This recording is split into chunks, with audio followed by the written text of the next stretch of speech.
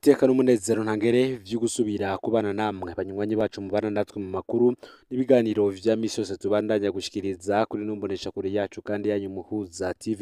Uyu ni umwanya tugiye kubagezako amakuru biriko biravugwa bigezweko nga mu gihugu c'u Burundi, akaba ari amakuru tuzogora kanini ku biriko biravugwa mu gisata c'agateka kazina muntu. Mu gihe himirije amatora y'umwaka uza w'ibihumbi 2025, amatora azoba ari abashinga amateka ndetse n'abakenguza amateka. Kuri ubu benshi mu banywanyi bimwe mu migambwe itavuga rumwe n'uri ku butegetsi CNDD-FDD batanguye ivyo kunyuruzwa. Rero hari imiryango iguma iterwa ubwoba n'iperereza ngo ntishira ahabona amakuru y'ababo banyurujwe muri ino misi. Ni mu gihe kandi abafise amashirahamwe aharanira agateka kazina muntu ndetse n'amashirahamwe adakiranira ivyicaro vya politike yo abandanya kubwira imiryango ngo ntihendwe kuko bihambaye kubivuga kugira ngo uwabo atabarwe hakiri kare. Basokuru bagize bati umuntu atinya ingwe ntatinya yamwinjiranye. Bagenzi ntimusubire guhendwa rero ngo mureke gutabariza abanyu banyurujwe aho muba muhaye inguvu abakora ayo mabi. Kuba rero bipfuza ko bitavugwa bisigura ko hari ico batinya. Hamwe gutabariza abanyuruzwa bitosubira kubaho ibara ryoba riguye. Murindo wo kunyuruza abantu woca ufata umuvuduko udasanzwe. Twame twibuka kandi ko gutabariza umuntu agifashwe ivyongereza amahirwe menshi yo kumukiza. Muri no misi rero haheze igihe kinini cyane hibonekeza ivyo kunyuruza cyane cyane abanywanyi b'umugambwe SNL bayoboka rwa ruhande rw'umushinga amateka Honorable Agathon Rwasa.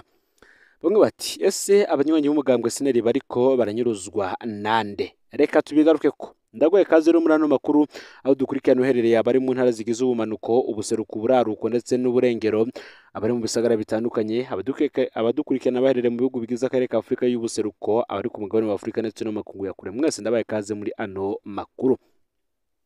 Kuva Shabani nimubona agenye kurongora imbonerakure mu ntara nshasha ya Buhumuza, amabi yahora akora mu ntara ya Muyinga yimukiye mu ntara zitatu zahahora. Iyi akaba ari intara ya Muyinga, intara ya Ruyigi ndetse n'intara ya Cankuzo. Uyu muntu amaze imyaka myinshi hashirwa habona amabi amuranga, harimo kunyuruza abatari bake bakaburwa irengero, cyane cyane abatavuga rumwe n'umugambwe CNDD-FDD. Mu minsi iheze kandi hashizwe amakuru yashizwe habona avuga ingene Shabani nimubona amaze imisi anyuruza abanywanyi ba SNL muri komine Nyabitsinda wo mu ntara ya Ruyigi.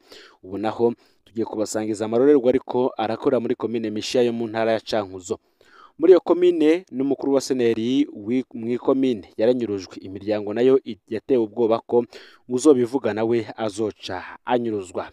Amakuba rero atagira izina ku mukuru wa SNL muri komine Mishiha Philippe Ntamakiriro.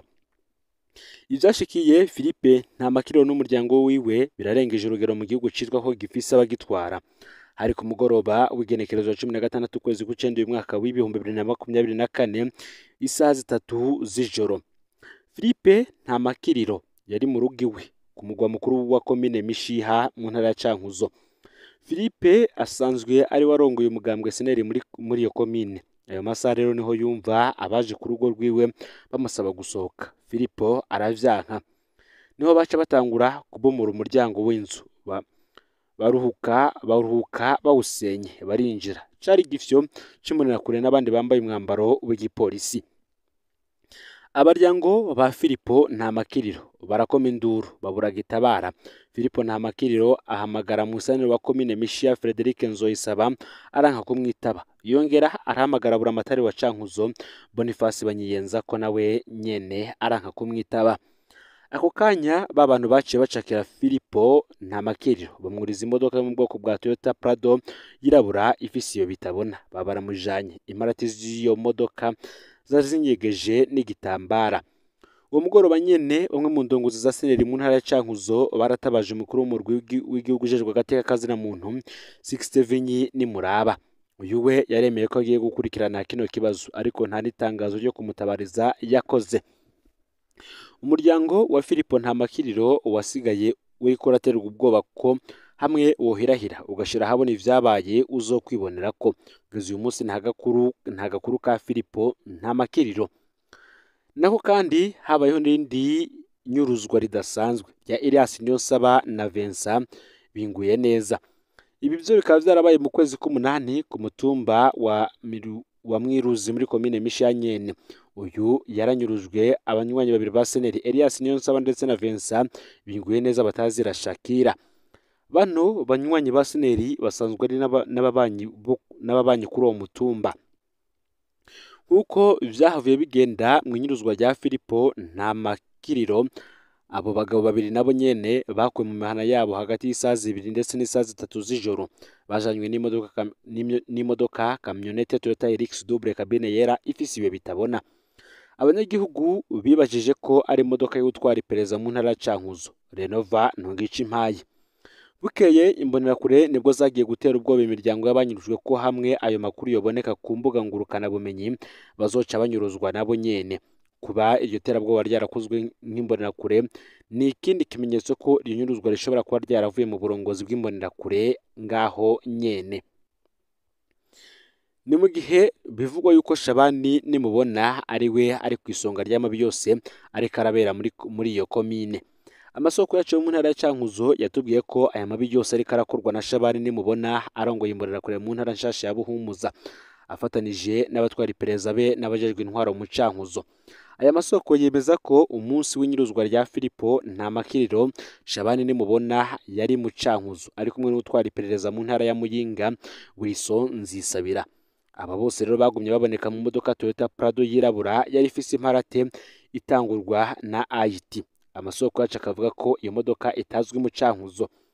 Ni mu gihe ku muhingamo hagati y'isaha 10 n'isaha 12 Shabani nimubona ngo yarabaye mu nama abereye muri hoteli Ruvubu ku mugwa mukuru wa Cankuzo. Amasoko atandukanye akavuga ko inama yarimwo Shabani nimubona, Buramatari Boniface Banyiyenza ko Wilson Nzisabira arongoye iperereza mu ntara ya Muyinga ndetse na Renova Ntungica Impaye arongoye iperereza mu ntara ya Cankuzo. Birashoboka ko yari inama itegura inyuruzwa rya Filipo Ntamakiriro, kuko inyuma y'iyo nama ya modoka Prado yirabura yavuye ku mugwa mukuru wa Cankuzo yerekeza muri komine Mishiha.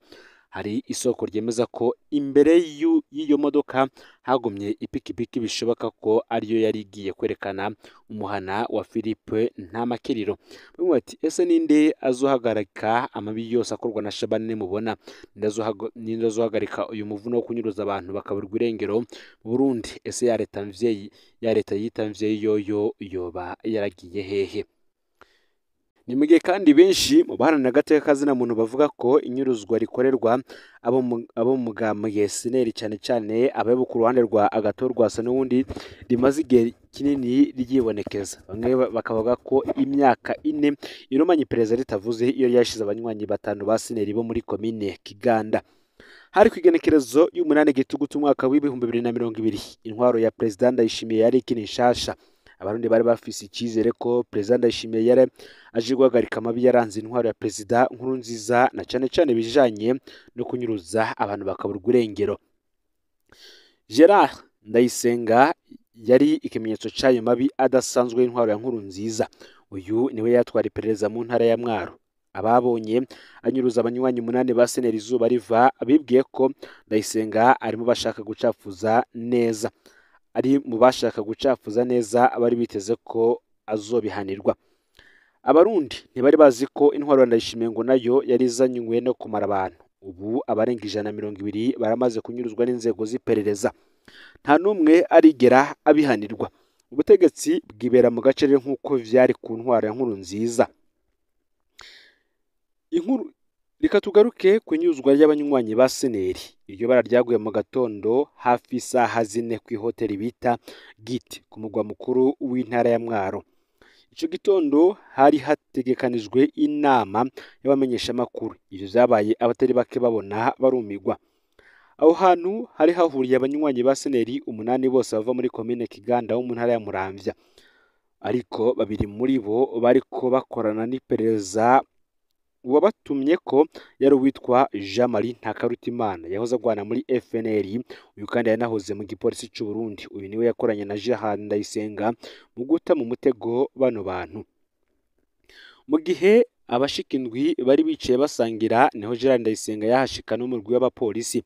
Bashika baryamika hasi b'abaseneri barababoha. Baranafashe kandi umwe mu bari babunguruje ku mapikipiki we yari yasigaye hanze. Abafashwe uwo munsi harimwo Martin Bukuru yahoze arongoye FNL ya Rwasa mu ntara ya Muramvya, akaba n'umwigisha w'igihugu. Hakabamwo Sigisimo Mpawenimana yari umwigisha akaba n'umunywanyi wa seneri, icyo gihe niwe yari yunguruje Martin Bukuru kw'ipikipiki. Hazamwo kandi Philibert Ndayiragije, umunyeshuri yari aherutse kurangiza amashuri yisumbuye akaba umunywanyi wa seneri.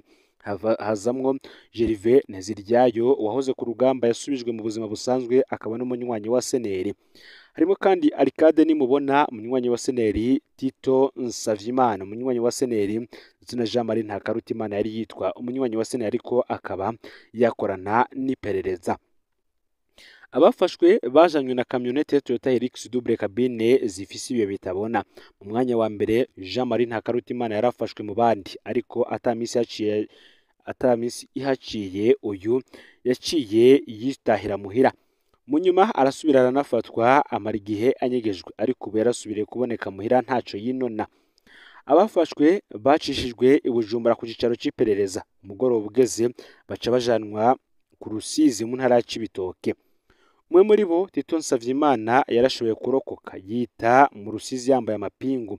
Bukeye aturwa n'abanyagihugu bagiye kurima bamujana ku biro vy'iperereza mu Cibitoke, aho niho yatorokeye. Kuri ubu rero imyaka 4 iraheze iperereza ritavuze iyo ryashize abanywanyi batanu aribo Martin, Sigisimo, Philibert, Gervais ndetse na Arcade. Imiryango yarituye inzego zitandukanye iratinda iraruha. Bamwe mu banyurujwe bari abigisha b'igihugu, ariko ubushikiranganji bw'indero ntibwigeze bubarondeza. Imiryango ntiyahawe uburenganzira bwo kuronka udufaranga basize ku makonti yabo. Ikibazo c'aba bantu carabajijwe no mu nama nshingamateka, ariko nta nyishu yatanzwe. Ni mu gihe mw'ishirahamwe Focode riharanira agateka kazina muntu nabo babajije kenshi ikibazo cabo, ariko nabo nta nyishu bigeze bahabwa. Ni mu gihe ngo batutswe ko bacafuza igihugu mu kubaza ivyo bibazo. CNUDH 67 nyiri muraba nayo yatanze raporo ko ata muntu n'umwe yanyurujwe mu mwaka w'ibihumbi 2020. Inyuruzwa ry'aba bantu cyabaye icemezo ko ngo intwaro yari igiye kubandanya ingendo mbi yo kunyuruza abantu. Mu mezi 3 gusa hagati y'Nyakanga na Kigarama mu mwaka w'ibihumbi 2020 abantu barenga 25 baranyurujwe n'iperereza ry'u Burundi. Mu mwaka w'ibihumbi 2021 ho ibara ryaraguye kuko iperereza rya gisirikare ryaciye rifatana n'iperereza rya Reverano Ndikuriyo muri CNDD FDD riri inkumbi mu gihugu cose. Abantu barenga 60 baranyurujwe uwo mwaka. Mu mwaka w'ibihumbi 2022 harabaye agahengwe, ariko naho nyene abarenga 4 baranyurujwe. Mu mwaka w'ibihumbi 2023 SNL yaragarutse ku rubuga rwo kunyuruza abantu barenga 10. Uyu mwaka w'ibihumbi 2024 ho ibara ryasubiriye kugwa. Abarenga 40 baramaze kunyuruzwa n'iperereza ry'u Burundi rifadikanije n'iperereza rya CNDD FDD. Bamwe bati ndi bande babazwa bano banywanyi ba seneri b'Ikiganda. Uwa mbere ni Gerard Ndayisenga yararongoye iperereza mu ntara ya Mwaro, ariko ntiyabikoze wenyene, hariho akarwi babikoranye. Mu nyuma Gerard Ndayisenga yarisha abandi benshi barimo umunywanyi wa seneri Augustin Matata w'Iburinga yicishijwe amahiri. Gerard Ndayisenga kandi yarahagaritswe aranapfungwa hafi umwaka, ariko yahavuye arekurwa aritahira. Ntiyigeze abazwa inyuruzwa rya Martin, Sigisimo, Philibert, Gervais ndetse na Arcade b'Ikiganda.